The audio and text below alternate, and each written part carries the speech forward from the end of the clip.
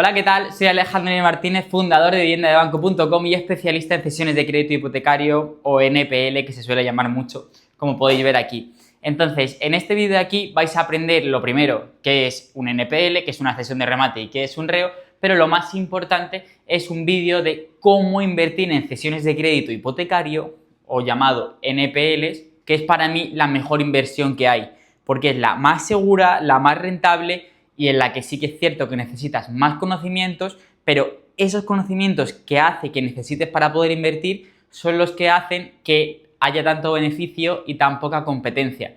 Así que en este vídeo de aquí no solo vas a aprender cómo funcionan este tipo de inversiones y qué es cada una de ellas, sino a cómo identificar oportunidades o descartarlas en cuestión de 1 o 2 minutos. Vas a aprender de forma súper rápida y esto te va a permitir no perder tiempo y aparte no comprar mal.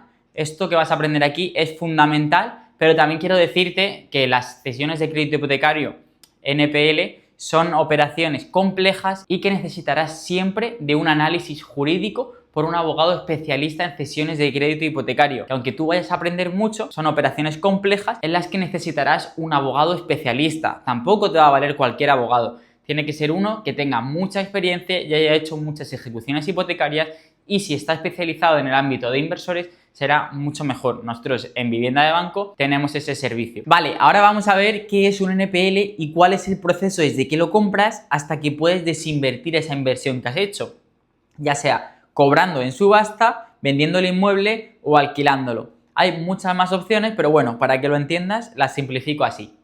Lo primero de todo, error común que muchas personas me escriben que hacen. Cuando compras un NPL no estás comprando bajo ningún concepto y nunca la vivienda, ni te garantiza el derecho a quedártela, nunca. Esto es un error que se comete de forma brutal por falta de conocimiento. Así que te voy a explicar de forma muy sencilla para que entiendas muy simple cuál es el proceso desde que compras un NPL, que hemos dicho que es una cesión de crédito, porque un crédito es una hipoteca, un crédito es un préstamo que te concedió el banco. Desde que compras el NPL, que lo llamamos así porque se ha puesto pues ahora un poco más de moda, pero bueno, da igual, NPL, desde que lo compras hasta que te puedes quedar con la vivienda o practicas su venta o alquiler. Así que lo primero que tenemos que entender es de dónde nacen este tipo de oportunidades. Este tipo de oportunidades nacen del 2008 o 2010, 2015, bueno, pueden ser de distintos años, pero el mayor volumen viene de esa época. Cuando hubo la crisis aquí en España, pues como vosotros ya sabéis, hubo una crisis inmobiliaria muy grande, por lo que muchos propietarios no pudieron pagar su hipoteca. Entonces, como no pudieron pagar su hipoteca, la ley hipotecaria prevé que cuando tú no puedes pagar la hipoteca, el banco tiene que tener una seguridad de que ese dinero tú se lo vas a devolver de alguna manera. Entonces, esa casa, esa vivienda que compraste o ese inmueble se pone como garantía de cobro del dinero que te han prestado. Me explico. Si a ti el banco te presta 200.000 euros, la ley hipotecaria, en la escritura, por ejemplo, de hipoteca, que tenéis algunos si habéis comprado una vivienda con hipoteca, podéis verlo. Pone que esa vivienda resultará como garantía de derecho de cobro del dinero que te prestan. O sea que si tú esto no lo pagas, se pueden quedar con la vivienda, básicamente. Ahora vamos a ver cuál es el proceso en el que se pueden quedar con la vivienda. Este es el propietario y lo seguirá siendo hasta que haya pasado la subasta y hasta que tú te hayas inscrito en el registro de la propiedad o tengas un decreto de adjudicación. No vas a ser propietario por comprar el NPL. Eso es súper importante. Entonces, este propietario no paga la hipoteca, por lo que sea, por sus circunstancias personales o cualquier problema que pueda tener. Tú no eres, como hemos dicho, no eres propietario, no te puedes quedar con la vivienda. Entonces, ¿qué ocurre aquí? Vamos a llamar a este propietario a partir de ahora deudor, porque debe dinero, y al banco acreedor, que es el que ha prestado el dinero, ¿vale? Entonces, esta hipoteca va, para poder cobrar el dinero que le han prestado y que no le están pagando, va a tener que pasar por una subasta. En esta subasta va a pujar la gente y con el dinero que pujen, el dinero que paguen por comprar la vivienda, se va a pagar la deuda del propietario. Pero no vas a subasta directo. Primero tienes que pasar por el juzgado y un juez tras revisar toda la documentación, él es el que indica que esta cesión de crédito NPL es legal y se ha cumplido toda la ley para llevarla a subasta. Si no, se archivará el procedimiento por muy cerca que esté de subasta. Por eso digo que es fundamental siempre, por muchos conocimientos que tú puedas tener o que vayas aprendiendo aquí, que siempre te asesores de especialistas, de abogados especialistas en cesiones de crédito hipotecario, abogados especialistas en ejecuciones hipotecarias. Y si trabajan con inversores o han trabajado en el pasado con bancos y fondos, muchísimo mejor. Porque esta parte de aquí es fundamental y es donde incluso mucha gente que ya cree que sabe de esto comete errores. Entonces, aquí no se puede fallar porque estos son riesgos previsibles. Si fallas es por falta de conocimiento. Fin. Entonces, aquí no se puede fallar. Nunca. Entonces, ¿qué pasa? Se le dice al juez, oye juez, esta persona me debe dinero. Y el juez dice, vale, perfecto. Revisamos que toda la documentación está bien. Perfecto, se ha cumplido la ley. Así que se le notifica al deudor que si no paga, su vivienda saldrá a subasta. Como no tiene dinero para pagar, se saca el inmueble a subasta. Por ejemplo, imagínate que tú tienes una deuda de derecho a cobrar, tienes derecho a cobrar 200.000 euros. Y aquí en la subasta solo pagan 80-90.000 euros. Pues bueno, tú pujas, por decirlo así, no es una puja literal, pero bueno, pujas hasta los 200.000 euros que tienes derecho a cobrar gratis, sin tener que poner ni un euro, y entonces te quedas con el inmueble. Y una vez que te quedas con el inmueble, pues ya puedes practicar su venta o alquiler. Esto, para que lo entiendas, es una operación sencilla de NPL. Así que vamos a entrar ahora en cuál es el proceso y cuáles son los matices que pueden ocurrir. Vale, como podéis ver ahora, no os asustéis, ya empezamos a entrar en números, en porcentajes y en la operativa real. Esto lo he simulado con números redondos para que os hagáis una idea más sencilla. Así que esto, para que lo entendamos, son como las constantes vitales de una persona que tiene frecuencia respiratoria, frecuencia cardíaca y tensión, ¿no? Pues esto es más o menos lo mismo. Tenemos la deuda, que es el derecho que nosotros tendremos a cobrar. O sea, sabemos que aquí, por ejemplo, una deuda de 200.000 euros, que tú compres por lo que compres, pagues 130.000 euros, 1 millón, 2 millones, 3 millones, tú lo máximo que vas a poder cobrar son 200.000 euros. Esto es la deuda, entraremos ahora. Tasación de subasta, ¿qué es? En la escritura de hipoteca se tasa por cuánto va a salir la vivienda a subasta. Que en este caso, por ejemplo, en todas las escrituras de hipoteca está cuánto es la tasación de subasta. En este ejemplo son 220.000 euros. El otro dato fundamental que hay que conocer siempre es la valoración del inmueble. También muchos bancos y fondos lo llaman colateral. Da igual, valoración del inmueble, en la vivienda. ¿Vale? Suponiendo que estás invirtiendo en viviendas y no en naves o lo que sea, ¿no? ¿Cuánto vale la vivienda? Pues esto, la valoración del inmueble. En este caso hemos puesto un ejemplo de 205.000 euros. No tiene por qué ser ni parecido ni cercano la valoración del inmueble, la tasación y la deuda. O sea, muchas veces te puedes encontrar que el inmueble vale 200.000 y que tiene una tasación de 400.000. Ocurre. Entonces estos son datos que hay que revisar y contrastar bien. Y por otra parte, tú te puedes encontrar un inmueble que vale de 205.000 y que tiene una deuda de 40.000 euros. También.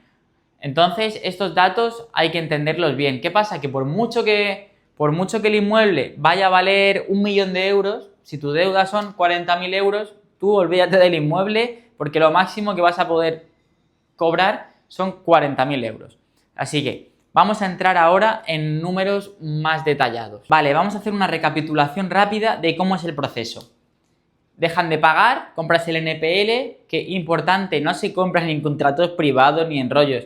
Uno va a la notaría y compra la cesión del crédito en notaría. Se va al juzgado, se persona, esto lo tienes que hacer a través de un abogado, insisto, no cualquiera, especialista en cesiones de crédito hipotecario, se va a subasta, ahora veremos estos porcentajes que significan, adjudicación, te quedas con la vivienda y luego puedes hacer lo que quieras, la vendes, la alquilas o lo que te dé la gana. Entonces, vamos a entrar a practicar estos números en esta operación concreta. Tenemos 200.000 euros para cobrar. Tenemos que entender que el margen de una NPL no está en lo que valga el colateral, en lo que valga el inmueble. No está ahí. Está en el descuento con el que compremos la deuda. ¿vale? Entonces, ahora os explico, ahora vas a entender por qué. Si tú compras la deuda de 200.000 euros, como muchísimos bancos y fondos os van a intentar vender por los mismos 200.000 euros, más gastos de notaría, tal y cual, imagínate, impuestos, te metes en 220, llega a subasta, alguien paga 210 y tú lo máximo que vas a poder cobrar son 200.000 euros y tú has pagado 220. Vas a perder dinero. Pero sin embargo, tú compras por 130.000 euros más gastos 150, tienes una deuda de tal, llega a subasta, alguien paga 220, tú cobras 200.000, le has ganado 50.000 euros. Fin, se ha terminado la operación. Por eso es muy importante comprar por debajo de la deuda. Siempre, siempre, siempre. Nunca, nunca, nunca compréis al mismo precio de la deuda. Tasación de subasta. Sobre esta tasación de subasta, que recuerdo que está en la escritura de hipoteca y es por lo que el banco en su día dijo que había que sacarlo a subasta, se aplican dos formatos para que se apruebe la adjudicación. Tenemos formato 1, no son dos formatos, en realidad son dos posibilidades. Es que la vivienda no sea vivienda habitual del deudor. ¿Qué significa? Que la tiene alquilada, que es una segunda residencia, que está ocupada, que está vacía, lo que sea, pero que no es vivienda habitual del deudor. Y la otra opción, que es vivienda habitual del deudor, que es la vivienda que compró él como primera vivienda y que es su residencia habitual en la que él vive. No que va de vacaciones, en la que él vive, ¿vale? Entonces, la ley dice que cuando no es vivienda habitual, en la subasta se aprobará la adjudicación o se aprobará el remate, es lo mismo, por el 50% de la tasación de subasta. ¿Qué quiere decir? Esto quiere decir que alguien podrá comprar la vivienda en subasta por, en este caso, al 50% por 110.000 euros. Sí, es lo mínimo por lo que van a poder comprarla. Luego hay circunstancias especiales, etcétera, pero para que os hagáis una idea, lo mínimo va a ser esto. Y si es vivienda habitual, quiero decir que vive el propietario dentro, va a ser el 70%, 154.000 euros, el 70% de 220.000 euros, independientemente del valor real actual del inmueble. Como si vale 1.000.000 de euros, la tasación de subasta son 220. Y como si vale 10.000 euros, la tasación de subasta son 220. Entonces, ¿qué ocurre muchísimas veces? Que el inmueble se ha devaluado por el tiempo. Pues nadie le ha hecho reformas, está vandalizado, ocupado, lo que sea. Y tú imagínate que este inmueble, en vez de valer 205, vale 90.000. 90.000. ¿Quién va a pagar en una subasta el mínimo, que son 210.000 euros, por un inmueble que vale 90.000 euros? Nadie. No lo va a pagar nadie. Y entonces, si tú no has... Ahora lo veremos bien. Si tú no te has fijado bien en el inmueble y has pagado 130 porque has visto que la tasación son 220, has pagado 130.000 euros por una deuda de 200.000 euros, pero el inmueble vale 90, estás perdiendo dinero. Porque has pagado 130 y luego cuando lo vendas, porque sí, vas a ganar la subasta, muy bien. Cuando lo vendas, no vas a poder venderlo en un precio interesante para que tú ganes rentabilidad de los 130.000 euros. O sea que esto es importante. Así que, recordamos, deuda, dinero que nosotros tenemos derecho a cobrar. ¿Cuánto es? En este caso, 200.000 euros. Tasación de subasta es el precio que el banco le puso a la vivienda, que la tasó en su día con su tasador, con su perito, etcétera, que se refleja, es el precio por el que la vivienda saldrá a subasta. Y que sobre este precio se la van a poder quedar por o el 50% si no es vivienda habitual, que hemos dicho estaba alquilada, ocupas o es segunda residencia, o el 70% de la tasación si es vivienda habitual y vive el deudor, ¿vale? Esto tenéis que tenerlo súper claro. Entonces vamos a entrar ahora un poquito más en profundidad en el acto de que empieza la subasta. ¿Qué va a ocurrir en subasta? Esto se prevé antes. Es un escenario en el que tú tienes que decir, vale, cuando compras una cesión de crédito, ¿qué va a ocurrir cuando esta cesión de crédito llegue a subasta? ¿Cuáles son todos los escenarios posibles? Lo primero que tenemos que pensar es si este inmueble llega a subasta, ¿está bloqueada o no? Es lo primero que tenemos que conocer, porque si la subasta está bloqueada, no tiene sentido ninguno que la compremos. ¿Qué quiero decir? Vamos a poner el ejemplo de que tiene una deuda, para que entendáis cómo puede ser un bloqueo de subasta. Tiene una deuda de 40.000 euros, para poner el ejemplo. Y nosotros hemos pagado por esta deuda de 40.000 euros, da igual, 20.000 euros. Y el inmueble, con esta misma tasación de subasta, el inmueble vale 90.000. ¿Aquí qué va a ocurrir? Lo que va a ocurrir va a ser que va a salir el inmueble a subasta. Nadie va a poder comprarlo. ¿Por qué nadie va a poder comprarlo? Porque el mínimo son 110.000 euros para poder quedarte con este inmueble. Entonces, ya sabes que nadie va a pagar por él. O sea que tú no vas a poder cobrar la deuda sin quedarte con el inmueble porque nadie va a pagar. Y no solo eso, sino que tú lo máximo que vas a poder pujar gratis, por decirlo así, en la subasta, son 40.000 euros, que es el derecho que tienes a cobrar. Y para poder quedarte con el inmueble necesitas 110. ¿Os dais cuenta del error fatal que es este? Esto es un error básico que se puede ver con 4 números y que la gente de hoy en día comete. Que me escriben a diario no, pero semanal.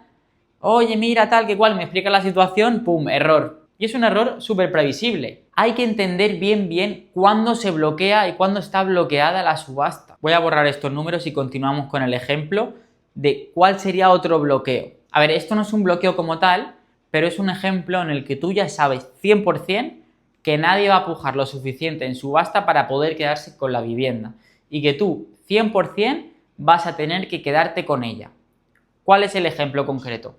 Vamos a poner un ejemplo en el que el inmueble, en vez de valer 205.000 euros, vale 100.000 euros. ¿Vale? Vale 100.000 euros. Recordamos que el mínimo por lo que alguien se lo va a poder quedar son 210.000 euros, suponiendo que no es vivienda habitual. Si no, serían 154.000 euros. Fin. Lo primero es que no podemos pagar por un inmueble, por mucho que la deuda sean 1 millón, 2 millones, 3 millones, da igual, 200.000, 300.000, lo que quieras. No podemos pagar más que lo que vale el inmueble. Entonces, siempre se oferta, el precio de compra del NPL tiene que ser el menor entre la deuda o el precio del inmueble. El menor de los dos, pues desde ahí se aplica el descuento por el que vamos a comprar. Esto es fundamental, en esto no podéis fallar. Entonces, como aquí el precio son 100.000 euros, no vamos a comprar ya por 130.000 euros. Aunque la deuda sean 400.000, no lo vamos a comprar. Lo compraremos, pues si son 100.000 euros, pues da igual, ponte por 40.000. 40.000, 50.000, da igual, 50.000 euros. ¿Vale? Ya sabemos que aunque hayamos pagado 50.000 euros, nadie va a quitarnos la vivienda en subasta y nos va a tocar venderla luego. Hay que contemplarlo en los gastos, ¿vale? No va a ser una operación limpia en la que compras y cobras. No, te va a tocar venderla luego. ¿Por qué? Porque nadie va a poder comprarla, porque la tasación son 220, porque el mínimo son 110.000 euros.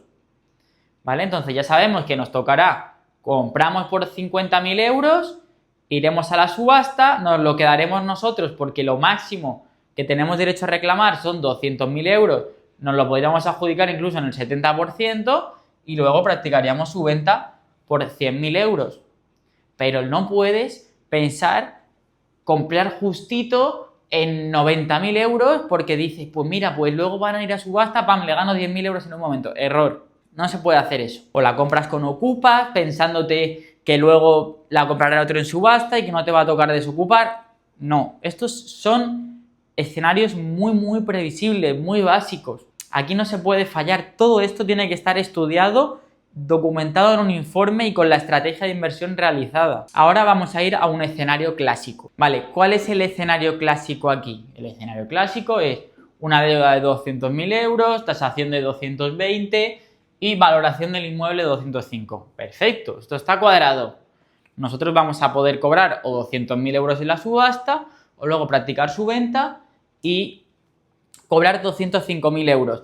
¿Qué va a ocurrir en la subasta? ¿Tenemos algún problema de adjudicación? No, porque con 200.000 euros me la podría adjudicar al 50% y con 200.000 euros me la podría adjudicar en 154.000 euros sin tener que pagar. Sí que es cierto que tienes que saber que tienes el riesgo de que en subasta a lo mejor no pague nadie y te toque pagar a ti, pero no hay problema porque tú has comprado con margen. Entonces quiero explicaros este ejemplo porque me parece importante y quiero que lo conozcáis. Vamos a hacer una valoración de inmueble, 500.000 euros. Una tasación de subasta, da igual, 450.000 euros. Y nosotros esta deuda y esto lo tenemos completamente igual. Vamos a cambiar estos dos números ahora. Vamos a poner que la tasación aquí al 50% son, bueno, 225.000 euros y el 70% son 315.000. Esta va a ser una operación en la que vamos a tener que poner dinero en subasta, porque con la deuda no nos llega. Esto se llama riesgo de consignación y aún así es súper rentable. Os explico.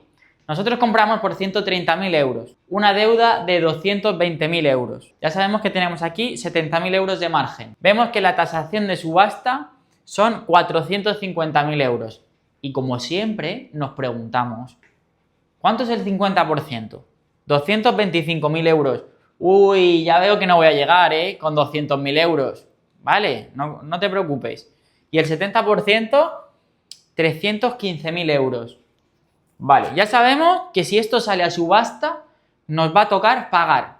Riesgo de consignación, consignar en el juzgado. Vamos a ver ahora cuánto vale el inmueble. A ver si merece la pena pagar o no. Vale, pues vemos que el inmueble vale 500.000 euros. Vale, no hay ningún problema. ¿Qué vamos a hacer? Vamos a comprar la deuda de 200.000 euros por 130.000 euros. Vamos a ir a la subasta. Vamos a suponer, nos da igual, que es vivienda habitual y que habría que pagar, por apretarlo un poquito más, 315.000 euros. ¿En la subasta alguien va a pagar por un inmueble de 500.000 euros 315.000 euros? Muy probable. Van a pagar el 75, 80, 90% de su precio. Están pagando ahora en subastas. No hay ningún problema. Que llega alguien a la subasta y lo compra por 400, por 315, por da igual, por 500. Pues nosotros cobramos nuestros 200.000 euros, 70.000 euros y a por la siguiente. Que no compra nadie en subasta. ¡Buah! Oportunidad de oro. Esto sería una oportunidad de oro. Muy complicada porque las subastas ahora mismo son una jungla y pujan muchísimo al 85%, 90%. Hice un ratio el otro día. Hice las estadísticas, están siendo una locura. Pero bueno, vamos a suponer que nadie está pujando en subasta, porque ya sabemos que si pujan, cobramos nuestros 200.000 euros y nos quedamos tan a gusto. Que nadie puja, no te preocupes. Si es el 50%, añadimos 25.000 euros y nos quedamos con un inmueble de 500.000 euros. Tú no puedes comprar una vivienda, reformarla, venderla y sacarle un por dos así. No existe. Es poco probable que una subasta de 500.000 euros se quede desierta pudiendo quedársela a alguien por 225.000 euros. Muy poco probable. Muy poco probable. Te lo digo ya. Pero puede ocurrir. Da igual. Que no, que era vivienda habitual del propietario y solo te la puedes quedar por 315.000 euros. Vale. No puja nadie. 315.000 euros y nadie puja.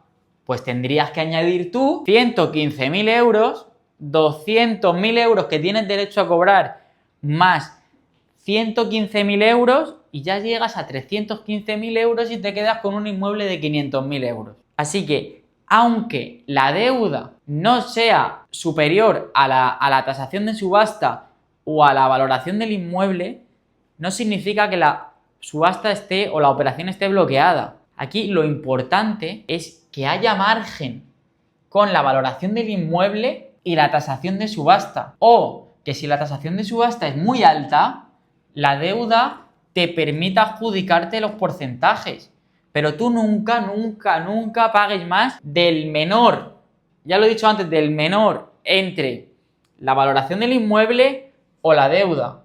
Si la deuda son 50.000 euros, pagamos 20, aunque el inmueble valga 1.000.000. Y si el inmueble vale 50.000 euros, 60.000 euros, aunque la deuda sea 1.000.000, no pagamos más de lo que vale el inmueble. Eso es... No se puede fallar ahí. Ahora ya soy casi especialistas aquí en las cesiones de crédito. No, pero os voy a explicar cuál es una de las salidas súper buena opción para cuando ganáis una subasta que no tengáis que pagar el 10%, como es, por ejemplo, Comunidad Valenciana o el 6 en Madrid, da igual, no tengáis que pagar ITP. Aquí podemos ver que, me voy a poner en este lado, que cuando tú, por ejemplo, ganas la subasta, ahora ya sabéis qué pasa si puja uno más que tú, cuando cobras, qué pasa si no puja nadie, cuándo te la puedes quedar, cuándo no te la puedes quedar. Ya vosotros entendéis todo esto. Así que creo que es el momento de que os explique cómo vais a ahorraros el ITP de vuestra inversión. Vamos a imaginarnos que llegamos a subasta, que tenemos deuda de sobra, el inmueble vale 205, han pujado 180.000 euros, nosotros podemos llegar a subir hasta, bueno, 180.000 euros, a lo mejor es interesante no vender el inmueble y cobrarlo, sacarle aquí los 40.000 euros a la operación y a la siguiente, o no, o es interesante quedarnos con el inmueble porque creemos que si lo podemos reformar un poquito podemos vender en 220. Bueno, depende ya del criterio de cada uno, eso ya daría para otro vídeo. ¿Cómo te vas a ahorrar el ITP? Vamos a poner situación, ya sabemos que tras la subasta podemos o cobrar la deuda o quedarnos con la vivienda, ¿vale? Si hemos hecho toda la operación bien, la subasta no está bloqueada, etc. Si tú te la adjudicas, hay decreto de adjudicación, mandamiento al registro de la propiedad y te adjudican la vivienda, sabes que vas a tener que pagar el ITP. Pero aquí hay una clave, está la clave. ¿Os acordáis que antes comentábamos qué es una cesión de remate? ¿Qué es un reo? Pues ha llegado el momento de aprenderlo. Esto es una cesión de remate, cesión de remate. Y esto es brutal. ¿Por qué? Porque te permite no pagar ITP. Ahora que tenemos un sistema en el que se paga impuestos hasta por respirar, pues esto nos viene brutal. O sea que es súper interesante. Cesión de remate. Ahora ya sabes lo que es. Quiero explicarte también, porque me llegan muchísimos inversores cometiendo este error y me parece importante y crucial que lo sepas, porque es la mejor operación de las NPLs, pero también en la que muchísimos inversores cometen errores. Y es al hacer una dación en pago. ¿Qué es una dación en pago? Es que el propietario da la vivienda en pago de la deuda que tiene. Vamos a poner un ejemplo. Imagínate que aquí, en este ejemplo concreto lo podemos ver. Tiene una deuda de 200.000 euros. La vivienda vale 105. En subasta, más o menos, van a pagar a lo mejor 170.000 euros. Pueden pagar. Pues nosotros le decimos al propietario, oye, ¿te parece bien si yo te doy... Se puede hacer... A veces lo permite la operación negociar con cantidad económica, por ejemplo, si yo te doy 10.000 euros, nos sale 140.000 y a cambio tú me entregas la vivienda y yo te perdono los 200.000 euros. Ya no me los tienes que pagar, ¿vale? Entonces, el propietario puede hacer dos cosas. O decir, no, yo quiero venderla. Quiero vender el inmueble y con estos 205.000 euros yo te pago los 200.000.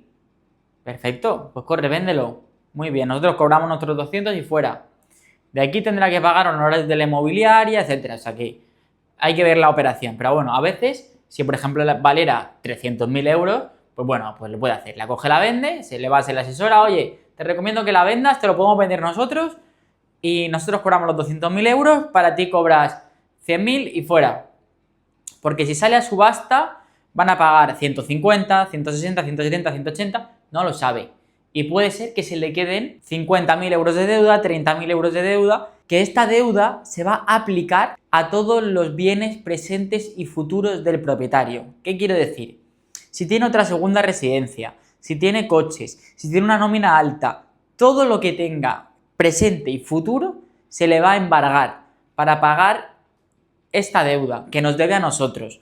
Entonces le decimos, oye, yo te perdono esta deuda, porque si sale a subasta se te va a quedar una deuda residual de 30, 40, 50.000 euros. Yo te la perdono, a cambio te doy 10.000 euros y tú te quedas sin deuda y con 10.000 euros. Brutal.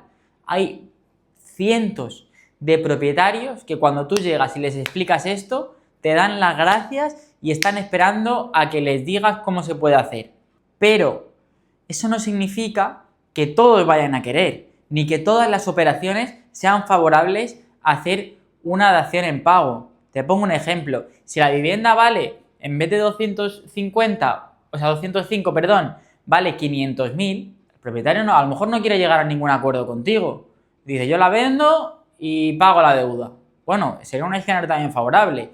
Pero ¿y si tú lo compras y el propietario no quiere llegar a ningún acuerdo porque prefiere estirarlo, porque no se fía, porque no tiene conocimientos o porque no es el propietario? Y te dijo que sí, y tú te lo creíste. Pues te toca recurrir al proceso habitual de una cesión de crédito, de una NPL. Lo que no puedes hacer, y es un error brutal, es pensar que porque existe la posibilidad de hacer una dación en pago o una venta del inmueble y pago de la deuda, en todas las operaciones vas a poder hacerlo.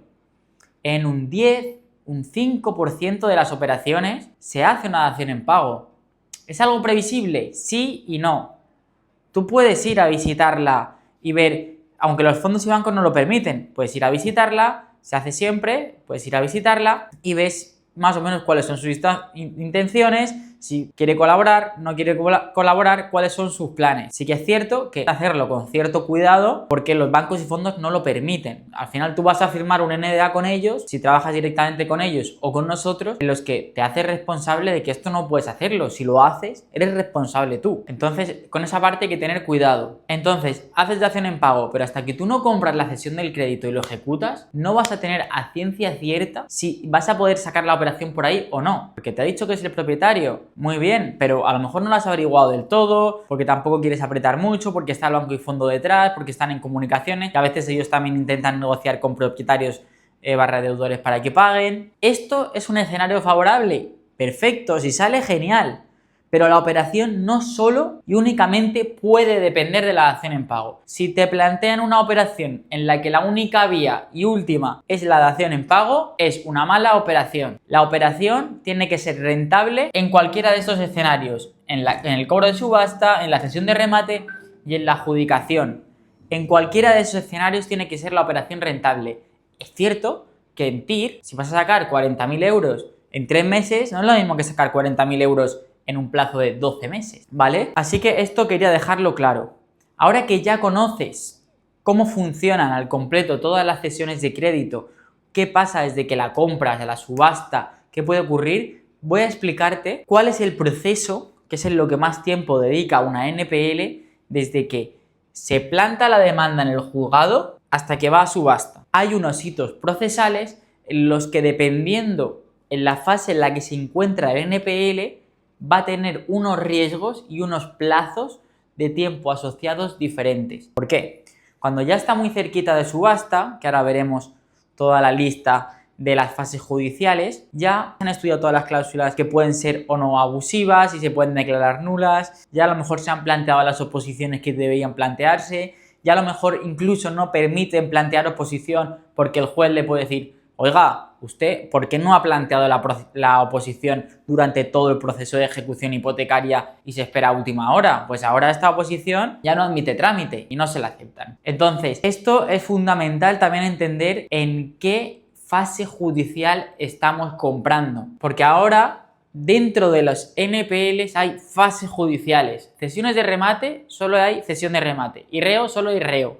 Pero dentro de NPL hay fases judiciales, que si compras muy al principio, en el que está sin judicializar o está recién puesta la demanda, incluso sin admitir a trámite, son compras muy complejas en las que tienes que estudiar muy bien toda la documentación porque son demandas muy formales que por cualquier cosa te la pueden inadmitir. Entonces, sí que es cierto que cuando ya está judicializada, pues ya la ha revisado un juez y ya son operaciones mucho más seguras, pero que igualmente tienes que siempre contrastar con un abogado especialista en ejecución hipotecaria. Antes de continuar y explicarte todas las fases judiciales, voy a explicarte por qué comprar una cesión de crédito, aunque tengas que tener muchos más conocimientos, es mucho más seguro que hacer otro tipo de inversiones en el sector inmobiliario.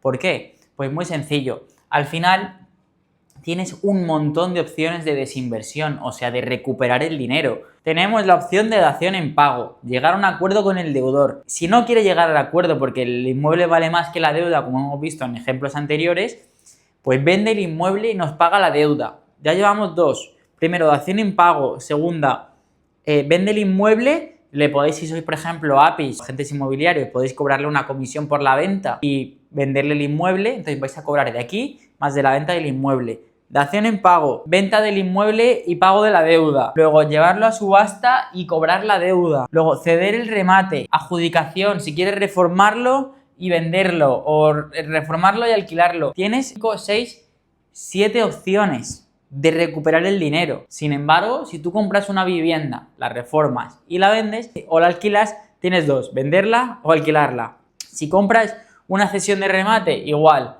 vendes o alquilas. Pero compras una cesión de crédito, puedes hacer tantas cosas que es hiper seguro. Porque no es que te vayas a colar con la reforma, valga menos, valga más. Estás comprando con muchísimo margen. Entonces, cuando compras una operación con mucho margen, ya, y con todas estas opciones de desinversión, el único riesgo en cesiones de crédito hipotecario o NPL son los plazos judiciales, que son los que vamos a ver ahora, que son las fases judiciales. Hay juzgados que van muy rápido y en cuestión de 1 o 2 meses incluso ya te pasan de un NPL a una adjudicación. Y luego hay juzgados que para pasarte de un NPL a una adjudicación te pueden tardar 1 año. Hablo cuando ya estás cerca de la subasta. Y ahora veremos las fases judiciales. Te puede tardar 12 meses. Y si se daba de baja el LAG, que es por ejemplo el letrado de la Administración de Justicia, que es el que ayuda al juez, el secretario que era antes y tal, se da de baja o hay algún cambio, pues te puedes tardar 4 meses más. Ese es el único riesgo que hay en las cesiones de crédito cuando compras bien. Son los plazos de tiempo. No hay riesgo de perder dinero, ni de ganar más ni de ganar menos. Ganar más sí, si los distintos escenarios lo contemplan, pero de ganar menos de lo previsto es completamente imposible. Así que ahora que ya conoces esto también, cuáles son los riesgos de las cesiones de crédito, vamos a entrar en las fases judiciales, que de aquí vas a determinar también en qué plazos más o menos se puede mover esta operación. Y también quiero comentaros, hay propiedades que están vacías, que no reside nadie, o que tienen un ocupa, o que tienen lo que sea. En estas propiedades puedes solicitar, cuando compras el NPL, la administración de la garantía hipotecaria. ¿Esto qué significa? Que al juzgado le dices: oye, yo para cobrar esta deuda, en este proceso, quiero administrar el inmueble. Quiero o alquilarlo, o que quien haya dentro me pague un alquiler, para yo ir cobrando esta deuda. O si no hay nadie, poder administrarlo yo para que no lo ocupe nadie y devalúen mi garantía hipotecaria. Que al final, si devalúas mi garantía hipotecaria, estás perjudicando o poniendo en riesgo que yo pueda cobrar mi deuda.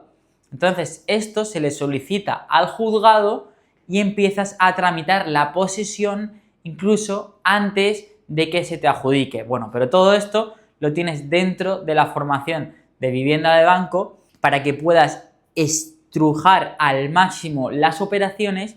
Y claro, todo esto son conocimientos que no puedo explicarte aquí porque son muchísimos, pero tengo dentro esa formación completa en la que vas a aprender a cómo sacar mucho más rendimiento a las operaciones, porque claro, si tú compras el NPL, te esperas 1 año y luego del año entras a ver qué pasa, estás haciendo la operación mucho menos rentable. Sin embargo, si tú conoces todo esto, vas a poder también apretar más en las negociaciones y vas a hacer operaciones de un 30, 40, 50, 60, incluso de un 100%, hacer un por 2 en la rentabilidad cuando tienes muchos conocimientos y puedes acceder a mucho volumen de oportunidades. Por ejemplo, nosotros en Vivienda de Banco estudiamos más de 100 oportunidades al día para vosotros los inversores. Entonces, claro, que en este volumen de activos encuentras oportunidades muy buenas. Si estudias 1 o 2 al día, la probabilidad de que encuentres oportunidades con rentabilidades tan altas y tan buenas es muy baja. Vale, aquí tenéis todas las fases judiciales que hay en una cesión de crédito NPL. Entonces, desde que se presenta la demanda, o no hay demanda, hasta que acaba siendo adjudicada. Esto, el 10 y el 11, son fases judiciales en las que ya no es NPL. Como hemos visto antes, ya es una cesión de remate y un reo, que el reo es compras la plena propiedad. Y la cesión de remate, pues la compras antes de que se pongan a nombre del acreedor que ha ganado la subasta. Os explico, pone imprevisible. ¿Por qué pone imprevisible? Porque cada juzgado trabaja de una manera. Tú puedes prever cómo pueden ser todos los posibles escenarios, todos los riesgos que tiene la ejecución a nivel de cláusulas abusivas. Todo eso se puede prever perfectamente y no existe riesgo ninguno, ni de ganar más ni de ganar menos. Sabes cuánto puede valer el inmueble, sabes en qué plazos más o menos se puede vender, sabes completamente todo. Lo que no puedes saber es si el juez va a tardar más o menos porque su secretario se ha puesto de baja o no se ha puesto, o el mismo juez se ha puesto de baja o no se ha puesto. Por eso digo que es imprevisible. Aparte, cada juzgado trabaja a su ritmo y tiene un volumen de trabajo diferente. Algunos juzgados pues no tienen tanto trabajo y son más ágiles, o jueces pues son más ágiles con el trabajo. Y hay otros pues que lo son menos. Esto puede ir al alza como a la baja. Por ejemplo, hay ejecuciones hipotecarias en las que los bancos y fondos no presentan los inscritos o impulsos en un tiempo moderado, por ejemplo, cada mes o cada 3 meses, puede tardarle 3, 4 años o más. Hay ejecuciones hipotecarias desde 2015, 2016, porque no han hecho ni caso los fondos a esa ejecución hipotecaria. Si tú vas haciendo el trabajo bien, tu abogado lo hace bien porque es bueno, pues te vas a mover más o menos en estos plazos. ¿Que puedes tardar en vez de 2 años, 3? Puedes tardar. Pero ahora veremos cuáles son las fases judiciales más interesantes para comprar. No demanda. ¿Qué significa? El propietario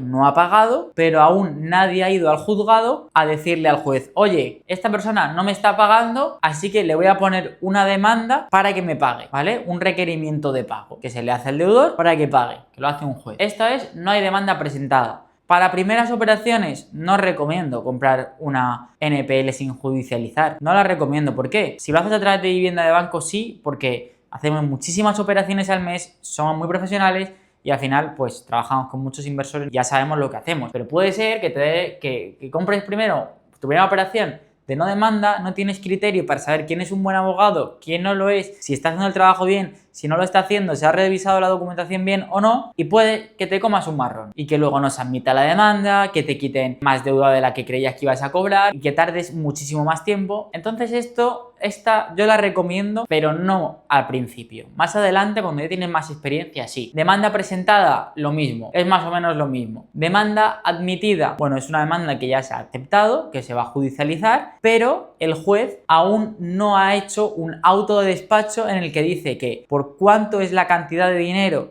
que se va a despachar esa ejecución. Certificación de cargas, que es pues el juez manda al juzgado un mandamiento para que certifique las cargas que tiene ese inmueble. Porque no lo he comentado antes, pero hay algo que es fundamental, que os lo voy a explicar ahora en terminar con el certificado de cargas, que es siempre comprar prioridad registral primera carga, porque ahora vamos a ver lo que ocurre una vez que ha pasado la subasta. Decreto de subasta solicitado. Es que nosotros ya le hemos dicho al juez: oye, ya todo está bien, es momento de sacar el inmueble a subasta. 7. Decreto de subasta firme. Es el juez hace un documento que es un decreto de subasta en el que dice que efectivamente este inmueble va a salir a subasta. Después hace un edicto, que es un documento público en el juzgado, para notificar que este inmueble va a salir a subasta. Este edicto de subasta es el que podéis ver en el portal del BOE, que es el que se publica para que pueda empujar teniendo X información del inmueble. Tasa de subasta, pues es una tasa que se paga sin más, pero bueno, es ya justo antes de salir a subasta. Sales a subasta, después de subasta está la cesión de remate y después de la cesión de remate está el reo. Como digo, los plazos son orientativos y es el mayor riesgo que hay, que pueda tardar en vez de 24, pues 36 meses y que en vez de 16, pues tarde 18 o tarde 20. Son los riesgos que contempla una NPL, cuando tienes conocimiento. Ahora os voy a explicar que cuando compres una NPL, nunca lo compres con una segunda o tercera hipoteca, teniendo antes una hipoteca de 100.000, 40.000, 60.000 euros. Es súper importante. Y lo que se pague en subasta se va a destinar a la primera carga, lo que sobre a la segunda, lo que sobre a la tercera. Entonces, ¿qué pasa? Que cuando hay una hipoteca con varias cargas, muchas cargas se quedan sin pagar y pasan como deuda a nivel personal o de la empresa. Entonces, con lo que llega a subasta, para pagar las cargas en orden de prioridad. Entonces, es fundamental que compres primera carga. A ver, puedes comprar segunda carga si la primera carga que hay son 500, 1.000, 2.000, 3.000, 5.000 euros, que son unas deudas residuales. No hay problema. Lo que no puedes comprar es una segunda carga, una segunda deuda, teniendo antes una deuda que no has comprado tú de 60, 70, 80.000 euros. ¿Por qué? Porque cuando llegas a la subasta, el dinero que puja la gente se destina a pagar las deudas en orden de prioridad registral, de inscripción, en orden de inscripción. Entonces, si tú tienes antes una hipoteca de 100.000 euros, primero se pagará esa hipoteca y lo que sobre irá para ti. Pero sin embargo, si tú tienes la primera, Primero se pagará la primera y lo que sobra la segunda. Y si no hay más, se le dará al deudor. Pero ¿qué pasa una vez que pasa la subasta? Que de todas esas cargas se eliminan y se borran. Pero tú tienes que saber que tendrás derecho a cobrar siempre que estés el primero. Si estás el segundo, no compres ese NPL. Es súper importante. Así que ya está todo.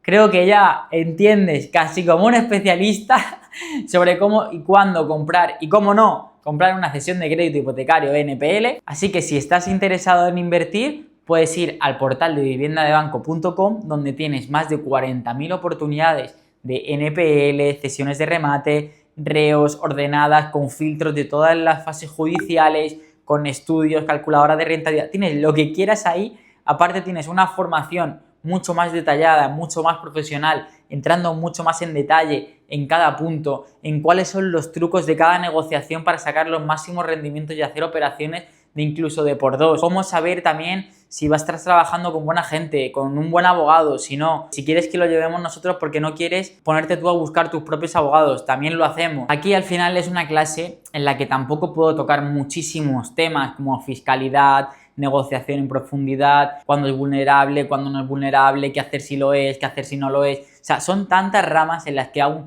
puedes afilar que te permite luego sacar operaciones muchísimo más rentables, que al final en una clase, pues bueno, he explicado un poquito cómo funcionan los NPLs para que te hagas una idea, pero que no me da tiempo a entrar en profundidad. Así que bueno, pues tienes la formación de especialista en cesiones de crédito hipotecario dentro de Vivienda de Banco, tienes más de 40.000 oportunidades, tienes un equipo que te acompaña en cada operación, te da asesoramiento y seguimiento. Tenemos un portal que es súper cómodo a la hora de invertir, con todos los activos, toda la información centralizada en un sitio. Si estás interesado en invertir en cesiones de crédito, pues te recomiendo entrar y ya está. Así que pues nos vemos dentro. Un saludo, hasta luego, chao, chao.